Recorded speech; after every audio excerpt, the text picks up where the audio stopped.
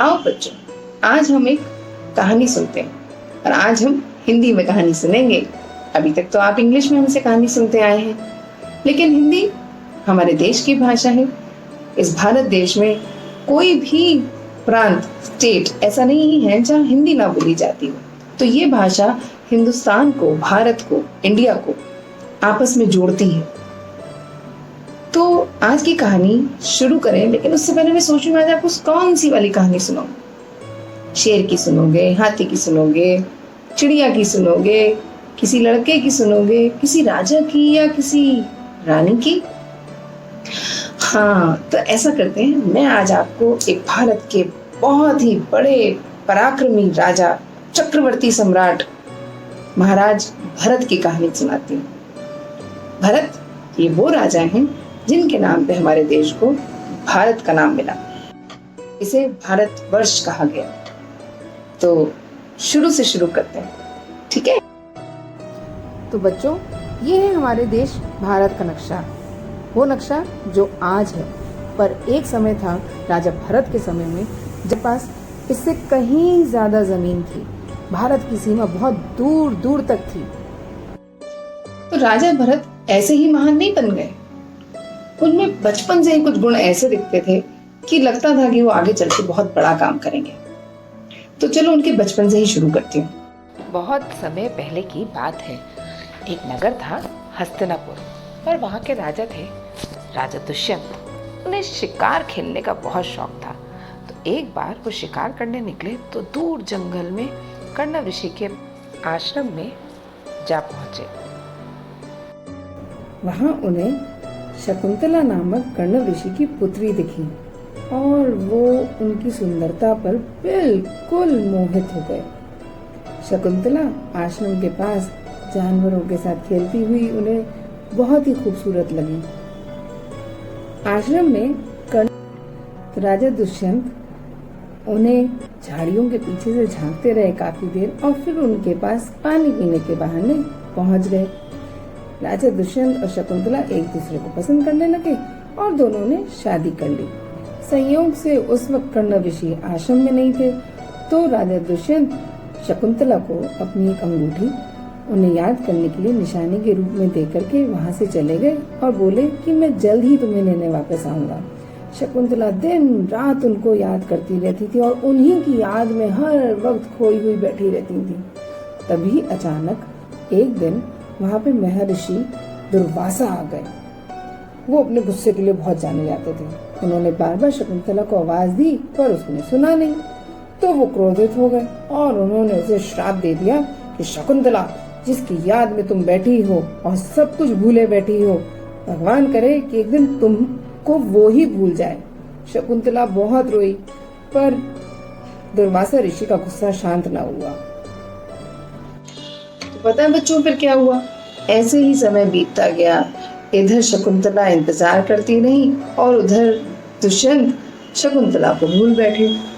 तो एक दिन महर्षि ने कुछ शिष्यों के साथ शकुंतला को महाराज के महल भेजा कि वहां जाओ, उनसे मिलो और उनको याद दिलाओ कि तुम उनका इंतजार कर रही हो, वो तुम्हें अपने साथ रखेंगे। फिर जब वो जा रही थी तो रास्ते में नदी में उनकी अंगूठी खो गई, जो पहचान की निशानी उन्हें राजा दुष्यंत ने दी थी।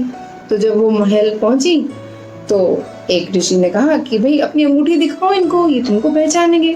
पर वो अंगूठी तो खो चुकी थी। तो राजा दुष्यंत ने पहचानने से इनकार कर दिया। बेचारी शकुंतला वापस आ गई। पता है वो अंगूठी कहाँ गिरी थी? नदी में। वो एक मछली के पेट में चली गई थी और बाद में जब वो मछली पकड़ी गई, उसे काटा गया, तो उसके पेट से निकली। तो वो पेट से निकली हुई अंगूठी राजा के सिपाहियों के हाथ लग गई और वो महाराज तक पहुंची। वो अंगूठी देखते ही उन्हें याद आया, अरे ये तो मैंने शकुंतला को दी थी। हाँ, ये तो वही स्त्री है जो यहाँ मुझे कहते हुए आई थी कि मैं आपकी पत्नी हूँ, मुझे स्वीकार कर लीजिए। तब राजा दुष्यंत को बहुत दुख हुआ, पर अब क्या कर सकते थे? वो उन्हें ढूंढते फिरे, वो उन्हें मिली नहीं। इधर शकुंतला के पुत्र पैदा हुआ, बहुत ही सुंदर पुत्र, और उस पुत्र का नाम उन्होंने लिखा भरत। भरत बहुत ही साहसी, छोटा सा नन्हा सा वीर बालक था। वो जंगल के सारे जानवरों के साथ खेलता था। वो कभी पेड़ पे चढ़ के बंदरों के साथ लटकता था, तो कभी हाथी की सवारी करता था, कभी मगरमच्छ के ऊपर बैठ के नदी की सैर करता था, और तो और वो बड़े से बड़े जहरीले खतरनाक जानवर चाहे कोई सा भी हो, किसी से भी नहीं डरता था। तो एक दिन, जैसा कि पहले राजा दुष्यंत को शिकार का शौक था, वो फिर से जंगल में शिकार करने के लिए आए। अब वहां उन्होंने देखा कि एक नन्हा सा बालक और वो शेर का मुंह खोले बैठा है और उसके दांत गिन रहा है, 1 2 3 4 5। वो ये देख करके आश्चर्यचकित रह गए कि कितना साहसी बालक है। तो उन्होंने इस बालक को अपने पास बुलाया, जरा इधर आओ। तो वो बड़ी अकड़ में वहां पे ठुमकते वहां पे पहुंचे बालक भरत। तो राजा दुष्यंत ने पूछा कि तुम कौन हो? कहता मैं भरत हूँ।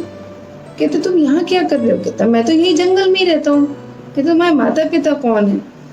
उसने बोला मेरे पिताजी महाराज दुष्यंत हैं और मेरी माता का नाम शकुंतला है। तब दुष्यंत ये सुन करके आश्चर्यचकित रह गए, सरप्राइज्ड मतलब। उन्होंने कहा अरे तुम तो मेरे ही बेटे हो, मैं कब से तुमको ढूंढ रहा हूँ, कहाँ है तुम्हारी माता, मुझे उनके पास ले चलो। तो भरत अपने पिताजी को आश्रम ले गए, वहां उनको शकुंतला मिल गई। उसके बाद वो सारे महल को वापस चले गए और खुशी खुशी रहने लगे। तो बच्चों ये तो थी एक बात कि भरत बचपन से ही बहुत वीर बालक थे और ये वीरता उनके पिताजी भी देख करके आश्चर्यचकित रह गए थे। अब दूसरी बात कि बालक भरत के नाम पे इस देश का नाम भारत क्यों पड़ा? जब भरत बड़े हो गए तब भी उनकी वीरता के किस्से कुछ कम नहीं हुए।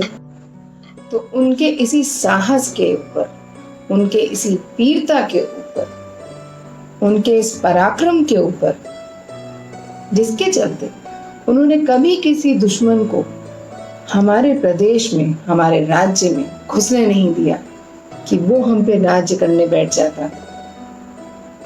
और इसके साथ ही उन्होंने ये भी ध्यान रखा कि उनकी जो प्रजा है उसकी कभी हानि ना हो, उनके साथ कभी अन्याय ना हो, सब सुख से रहें, शांति से रहें, सबको सबके अधिकार हों।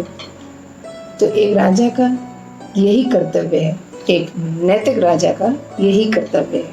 और ऐसे ही थे पराक्रमी चक्रवर्ती सम्राट भरत। ये कहानी आज मैंने आपको इसलिए सुनाई है क्योंकि हमें पता होना चाहिए कि हमारे पूर्वज कौन थे, हम जिस देश के वासी हैं, हम उसकी महानता क्या है। आपको हम आगे भी ऐसी और कहानियां सुनाते रहेंगे। इस कहानी को याद रखिएगा, इसको अपने घर में और लोगों को सुनाइएगा और खुश रहिए। नमस्ते।